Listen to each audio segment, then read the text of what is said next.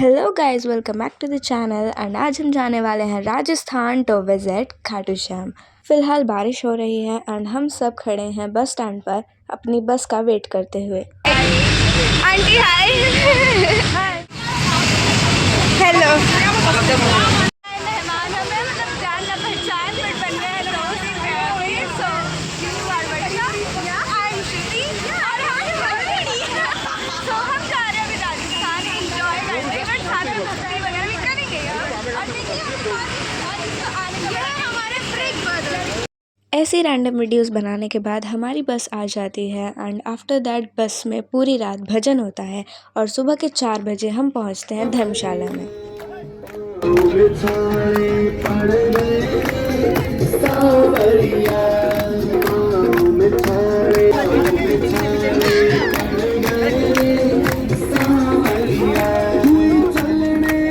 बस से उतरने के बाद हम रेडी होकर बाहर आ गए हैं धर्मशाला के और अब हम जा रहे हैं खाटू श्याम मंदिर में दर्शन करने। एंड अभी हो रहे सुबह के 4:15 और हम निकल पड़े हैं दर्शन के लिए। किधर है रास्ता? इधर कौन सा रास्ता? मुझे तो नहीं दिख रहा। हाँ ठीक है। हाँ यहाँ पे रास्ता है। अच्छा, आप सबको रास्ता दिखा रहे हैं? ओह अच्छा। एक्चुअल मॉर्निंग वॉक जो कि हम सब इंजॉय कर रहे हैं कुछ लोगों को छोड़ के, जैसे मेरे साइड में दोनों ही जो है कोई भी इंजॉय नहीं कर रहे। खाटू श्याम जी, जिन्हें श्याम बाबा भी कहा जाता है। खाटू श्याम जी का असली नाम बर्बरिक था। उन्हें श्री कृष्ण ने आशीर्वाद दिया था कि कलयुग में तुम श्री कृष्ण के नाम से जाने जाओगे। महाभारत के युद्ध के दौरान बर्बरिक ने अपनी माँ से कहा था कि वह युद्ध के लिए जा रहे हैं और जो भी हारेगा वह उनकी तरफ से खड़े होकर लड़ेंगे। वह एक शक्तिशाली योद्धा थे और एक बार श्री कृष्ण ने उनकी परीक्षा लेने के लिए उनसे कहा कि यहाँ एक पेड़ है और एक तीर से सारे पत्तों को भेद कर कर दिखाओ। तो बर्बरिक ने कहा वह कर सकते हैं। श्री कृष्ण ने एक पत्ता तोड़कर अपने पैर के नीचे छिपा लिया। फिर बर्बरिक ने एक तीर चलाया और सारे पत्तों को भेद कर दिया, वो पत्ता भी जो श्री कृष्ण के पैरों तले था। ये सब देखकर श्री कृष्ण समझ गए कि अगर वह युद्ध में शामिल हुए तो युद्ध का परिणाम कुछ और ही होगा। इसी कारण श्री कृष्ण ने बर्बरिक से दान में उनका सर मांगा और बर्बरिक ने अपना सर दान दे दिया। उनका सर एक ऊंचे स्थल पर रखा गया कि वह पूरा युद्ध देख सके। श्री कृष्ण ने बर्बरिक के इस महान बलिदान को देखकर उन्हें आशीर्वाद दिया कि कलयुग में वह श्याम के नाम से जाने जाएंगे और जो भी उनके चौखट पर आएगा वह कभी भी खाली हाथ नहीं जाएगा। और उनका कटा हुआ सर खाटू में रखा गया था, इसीलिए कहते हैं हारी का सहारा बाबा खाटू श्याम हमारा। कुछ ज़्यादा ठंड लग रही है जी, बहुत मेरी तरह। जी बहुत ज़्यादा। हाथ पैर सब कांप रहे हैं, हाथ जम चुके हैं, बट स्टिल मैं वीडियो रिकॉर्ड कर रही हूँ, पता नहीं क्यों। हाँ, बट फिर भी मज़ा आ रहा है। तो क्या इस मॉर्निंग वॉक को आप सक्सेसफुल मॉर्निंग वॉक बोलेंगी? जी कह सकते हैं, बट मेरा मुंह तो दिख ही नहीं। आपको सुबह सुबह आके कैसा लग रहा है? बहुत अच्छा लग रहा है। मज़ा आ रहा है। मॉर्निंग वॉक में सक्सेसफुल कहेंगी। और आप? हम जूते उतार कर आ चुके हैं खाटू श्याम मंदिर दर्शन करने के लिए। जैसा कि आप देख सकते हैं यहाँ पे बहुत बहुत बहुत ज़्यादा ही भीड़ है, क्योंकि लोग यहाँ पे दूर दूर से दर्शन करने के लिए आते हैं। जैसा कि हमने सुना है कि यहाँ पे जो भी इच्छा मांगते हैं वो पूरी ज़रूर होती है, इसलिए यहाँ पे बहुत ही ज़्यादा भीड़ है।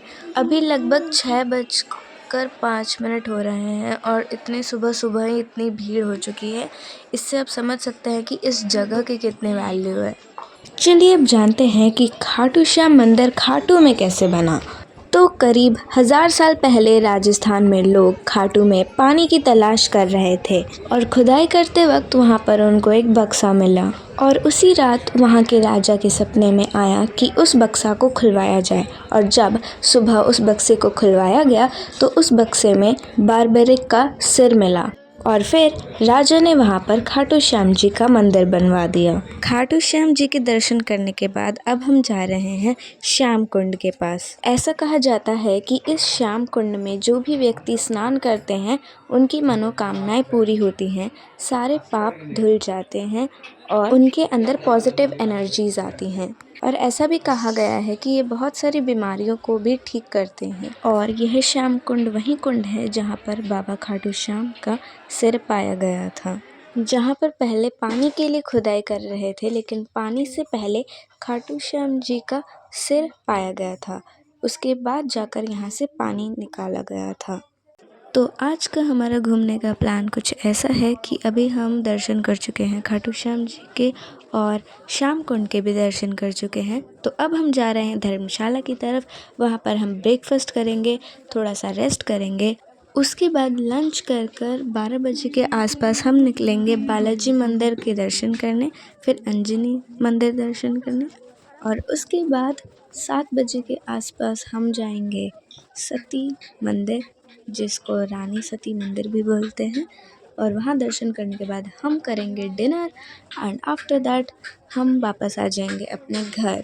तो चलिए इसी के साथ जानते हैं कुछ और facts related to Khatu Shyam ji. Khatu Shyam ji का जन्मदिन कार्तिक शुक्ल की देव उठनी एकादशी को मनाया जाता है, जिस वजह से एकादशी में यहाँ पे नॉर्मल से भी ज़्यादा भीड़ होती है। सेकंड फैक्ट, खाटू श्याम जी के मंदिर में हर साल फाल्गुन महीने के शुक्ल षष्ठी से लेकर 12 तक मेला लगाया जाता है।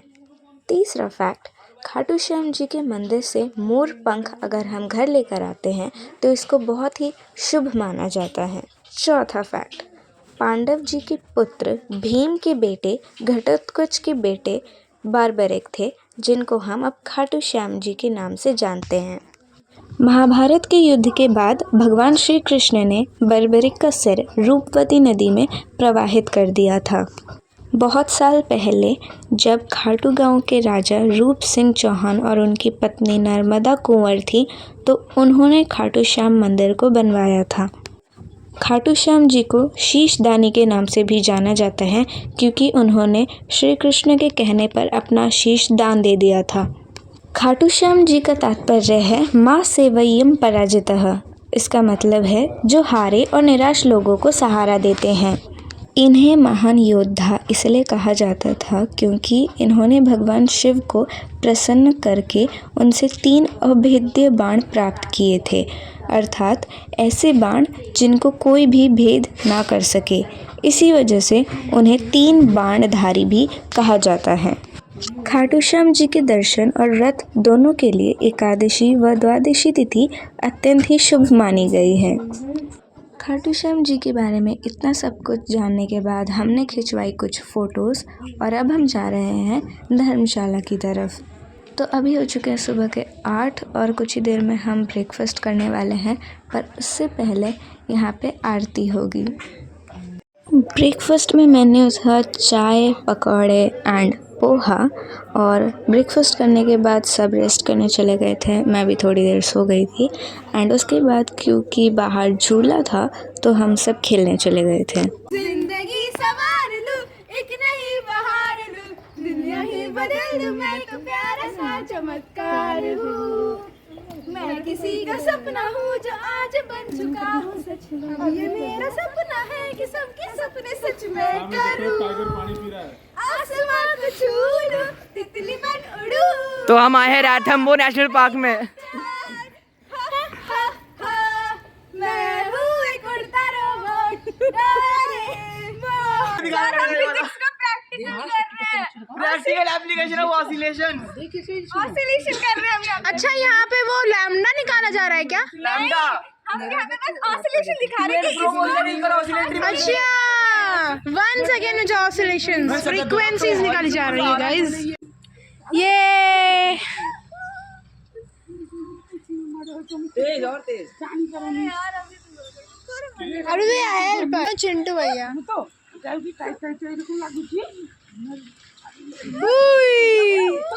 उड़ा दो, जैसे वो उस मूवी में नहीं था, नाम भूल गई मैं, राजमहल रिटर्न्स।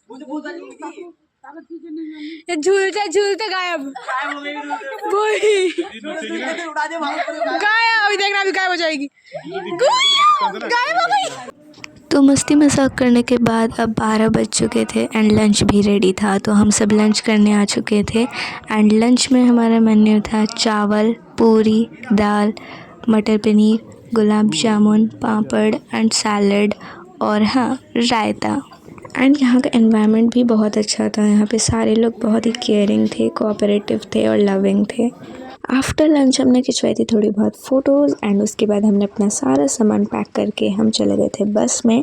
और 3 घंटे के सफ़र के बाद हम पहुंच गए थे उस एरिया में जहां पर सालासर बालाजी टेम्पल स्थित है। ये बालाजी टेम्पल स्पेशली हनुमान जी के टेम्पल के लिए फेमस है एंड ये सारे हनुमान जी टेम्पल से बिल्कुल ही डिफरेंट है because of its moustache and beard.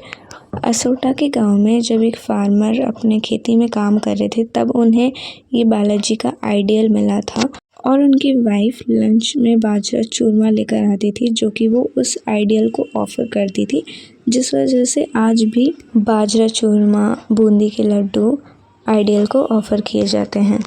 सो इसी के साथ अब हम एंटर कर रहे हैं सालासर बालाजी मंदिर में। और यहाँ पे जो आइडियल बनाया गया है वो आइडियल अष्टधातु से बना है, मतलब कि 8 मेटल्स के एलॉय से बनाया गया है। इस टेम्पल को 1754 में बनाया गया था।